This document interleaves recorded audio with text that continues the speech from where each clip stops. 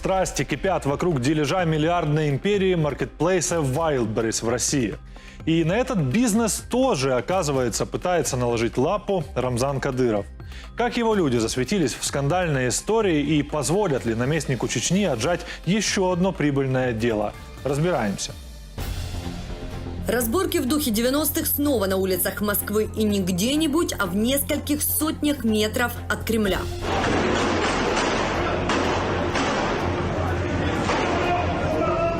Вся Россия наблюдает за публичным разделом имущества пары Бакальчук после того, как Татьяна Бакальчук, основательница и владелица 99% акций маркетплейса Wildberries и самая богатая женщина страны, решила уйти от мужа. Что спровоцировало стрельбу на пороге главного офиса компании, непонятно. Татьяна Бакальчук заявила, что ее муж Владислав с друзьями попытался захватить компанию. Супруг, с которым бизнесвумен в бракоразводном процессе, публично уверяет, он пришел на заранее назначенную встречу, где его приняли нерадушно и открыли огонь. После перестрелки, где погибло 2 и ранено 7, Владислав Бакальчук, как ни в чем не бывало, покинул место событий. И обе стороны случившемуся придали максимальной медийности.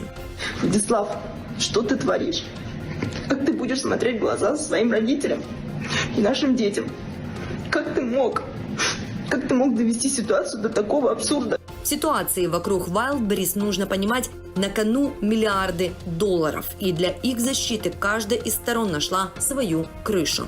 По заявлениям СМИ, Татьяна Бакальчук ушла от мужа из-за романа с Робертом Мирзояном. Он вместе с братом Ливаном владельцы самого крупного в России оператора наружной рекламы «РУС». Реальный же бенефициар компании Сулейман Керимов. И якобы влюбленная Бакальчук пошла на невыгодное для нее слияние компаний Wildberries и «РУС». На это дал добро сам Путин. Якобы Татьяну Бакальчук даже водили к Владимиру Путину, и тот одобрил слияние компаний.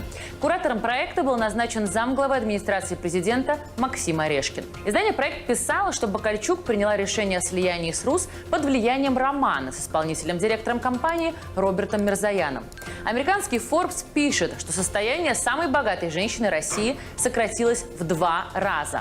С 7 миллиардов 900 миллионов до 4 миллиардов 100 миллионов долларов после слияния с РУС. То есть Бакальчук отдала Мирзоянам 35% акций Wildberries, а в ответ ничего не получила. Невыгодное слияние компаний, конечно же, не обрадовало Владислава Бакальчука. Себе в крышу он взял Рамзана Кадырова, который, к слову, и вынес на публику конфликт вокруг дележа имущества. С людьми Кадырова, экс-прокурором Чечни Анасом Эльмурзаевым и бойцами, среди которых были и титулованные спортсмены, Бакальчук и прибыл в офис компании жены. К слову, один из погибших в перестрелке замкомандира батальона ОМОН Ахмат-1. Российский блогер Максим Кац считает, что перестрелка среди бела дня у Кремля – это происки Кадырова, который хочет, чтобы Путин откатил назад решение о слиянии Wildberries. Намеки в виде интервью не подействовали, поэтому он пошел на публичное обострение.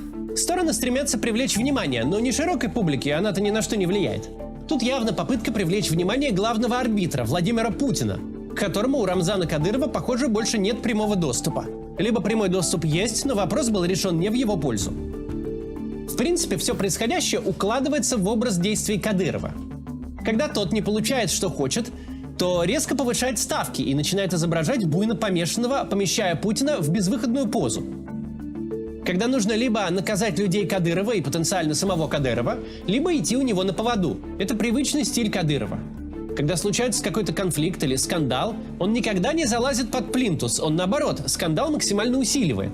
Пока что Владимир Путин отмалчивается, и отсутствие его реакции активно обговаривают анонимы в телеграм-каналах. Силовики пока что задержали 30 человек из участников перестрелки и самого Владислава Бакальчука. В отношении его Следственный комитет возбудил уголовное дело сразу по 4 статьям, и ему грозит 20 лет за решеткой.